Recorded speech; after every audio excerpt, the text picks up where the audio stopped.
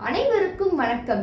நான் ஆசஞ்சுக்தா 7ஆம் வகுப்பு மகரிஷி பன்னாட்டு உறைவிடப்பள்ளி சுங்குவாச்சத்திரம். இன்று என் வாழ்வில் ஒரு பொன்னாள்.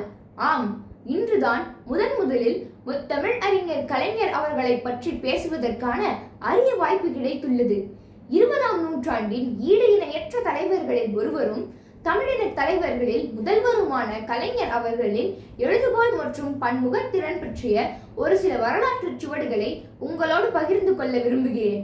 அவர் ஒரு எழுத்தாளர், இலக்கியவாதி, நகைச்சுவை உணர்வு கொண்ட கவிஞர், புலவர், மிகச்சிறந்த சொற்பொழிவாளர், கவியரங்க நீதிபதி, திரைப்பட வசனகர்த்தா, இந்திய அரசியலில் மிகவும் மூத்த ராஜதந்திரி, இந்தியாவில் வேறு எந்த தலைவரும் நிகழ்த்திராத சாதனையாக தன் கட்சிக்கு 50 ஆண்டு காலம் தலைவராக நீடித்து 5 முறை முதல்வர் பதவியை வகித்து தொடர்ந்து தான் போட்டியிட்ட 13 சட்டமன்ற தேர்தலிலும் வெற்றி கண்ட முத்துவேல் கருணாநிதி அவர்கள் அரசியல் களத்தில் நிகழ்த்திய சாதனைகளை இன்னொருவரால் எட்டவோ மிஞ்சவோ முடியாது.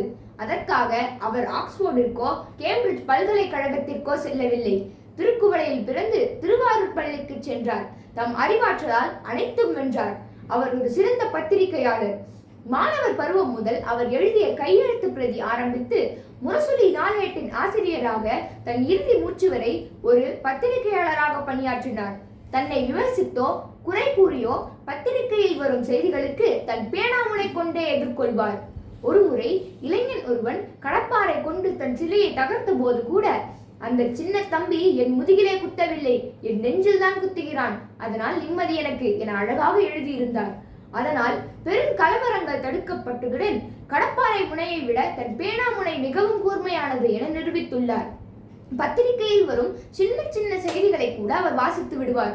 ஒரு இதழாளனுக்கு தேவையான அனைத்தையும் பற்றிய பொது அறிவு அவருக்கு உண்டு. ஒருமுறை தமிழன் நாளேட்டில் வரும் வார ராசி பலன் பகுதியில் ஜோதிடர் அந்த வார பலன்களை அனுப்பவில்லை. எனவே முந்தைய வார பலன்களில் சில மாற்றங்கள் செய்து அச்சிட்டனர். மறுநாள் கலைஞர் அழைத்தார். ஏயா, விருச்சக ராசிக்கான பலன்ல சித்திர நட்சத்திரம் எப்படி வரும்? அது துலா ராசியில தானே வரும், என்ன ஜோசியமோ என்று கடிந்து கொண்டாராம். தனக்கு கொஞ்சம் கூட உடன்பாடில்லாத ஜோதிடத்தை கூட அவர் விட்டு வைக்கவில்லை. அவர் ஒரு சிறந்த திரைப்பட வசனகர்த்தா. பராசக்தி திரைப்படத்தில் அன்றைக்கு நிலவிய மூடநம்பிக்கை, சமுதாய ஏற்றத்தாழ்வு, பசி, வறுமை ஆகியவற்றை தம் வசனம் மூலம் அனைவரையும் சென்றடையும் வண்ணம் எழுதியிருந்தார். பிறக்க ஒரு நாடு, பிழைக்க ஒரு நாடு, தமிழ்நாட்டின் தலையெழுத்திற்கு நான் என்ன விதிவிலக்கா என்று அன்றைய வேலையில்லா திண்டாட்டத்தை அழகாக எழுதியிருந்தார். அடே பூசாரி, அம்மா எந்த காலத்திலேடா பேசினாள் என்று அன்றைய காலகட்டத்தில் வசனம் எழுதுவது அவ்வளவு எளிதல்ல. மனோகராவில் புறநானூற்றை மறைக்க வந்த புழுதி காற்றை புறமுதுகிட்டு ஓடும், கலிங்கத்து பரணியை மறைக்க வந்த காரிருளே பின்னங்கால் பிடரியில் ஈடுபட ஓடும் என்று எழுதியதால் பாமரனும் அந்த தொல் இலக்கியங்களை தொட்டு பார்க்க செய்தார். அதாவது, தமிழன் இருந்த பள்ளத்துக்குள் தமிழை தாழ்த்தாமல் தமிழ் இருந்த உயரத்திற்கு தமிழனை உயர்த்தினார்.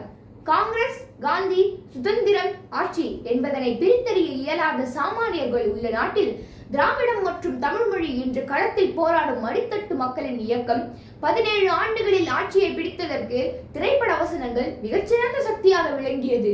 அவர் ஒரு சிறந்த பகுத்தறிவாளர். கிணறு வெட்ட பூதம் கிளம்பும் என்ற பழமொழிக்கு பகுத்தறிவு விளக்கம் கொடுத்திருப்பார். கிணறு வெட்ட மண் குவியும், முதல் பூதம். பூமியில் அடைப்பட்ட காற்று வெளிப்படும், 2ஆம் பூதம். பொங்கி வரும் புதுநீர், 3ஆம் பூதம். பொலிவு மிகு வான் தெரியும் நீர் மீது, 4ஆம் பூதம். ஆதவனின் தீக்கரத்தால் அந்நீரும் தூய்மையாகும், 5ஆம் பூதம். இந்த 5 பூதங்கள் வருவதைத்தான் பஞ்சபூதங்கள் என்றார்கள். அறிவில் பஞ்சமுடையோர் இதை ஏற்க மாட்டார்கள். இதை தவிர திருவள்ளுவருக்கு குமரியில் சிலை, குறளோவியம், தமிழுக்கு செம்மொழி அங்கீகாரம், தொல்காப்பிய பூங்கா மற்றும் தனது 92வது வயதிலும் ராமானுஜர் என்ற தொடருக்கு வசனம் எழுதிய அவரை பாராட்டி கவிஞர் வைரமுத்து, நற்றமிழ்நாட்டிலே நீ நடக்காத சாலை இல்லை, பெற்ற தாய் நாட்டில் நீயும் பேசாத ஊரும் இல்லை, நெற்றியில் தமிழை வைத்தோர் நெடுங்கணக்கதிகம், ஆனால் வெற்றியில் தமிழை வைத்த வித்தகன் நீ மட்டும்தான் என புகழ்ந்துள்ளார். திராவிட இயக்கத்தின் முன்னோடிகள் பற்றியோ, தந்தை பெரியார், அறிஞர் அண்ணா மற்றும் மொழிப்போர் தியாகிகள் பற்றியோ இன்றைய இளம் தலைமுறையினர் அறிந்திருக்க மாட்டார்கள். பிடிஎஸும் இன்ஸ்டாகிராமும் தெரிந்த எம் நண்பர்களுக்கு எமர்ஜென்சி மற்றும் மிசா பற்றி அறிந்திருக்க வாய்ப்பில்லை. வலைத்தளங்களில் விளையாடும் இவர்களுக்கு அரசியல் களத்தில் நிகழ்ந்த போராட்டங்கள் பற்றி அறிந்திருக்க வாய்ப்பில்லை. நல்வாய்ப்பாக நான் இந்த பேச்சு போட்டியில் கலந்து கொண்டதன் மூலம் திராவிட இயக்கத்தின் வரலாறு மற்றும் கலைஞர் அவர்களின் சாதனைகள் பற்றி ஓரளவு புரிந்து கொண்டேன். அதற்காக தமிழ் வளர்ச்சித்துறைக்கு என் மனமார்ந்த நன்றி. இளைய தலைமுறையே எழுவாய், செயற்படு பொருள் பயனிலையே விடுவாய், அறிவில் மூத்தோரை தொழுவாய், அரிய பயன் காண ஆழ உழுவாய் என்று தம் எழுதுகோள் மூலம் தமிழகத்தின் தலையெழுத்தை மாற்றி எழுதிய கலைஞர் அவர்களின் பேனாவிற்கு வங்கக்கடலில் சிலை வைப்பது ஒவ்வொரு தமிழனின் கனவாகும். வாழ்க தமிழ், வளர்க கலைஞரின் புகழ். வாய்ப்புக்கு நன்றி, வணக்கம்.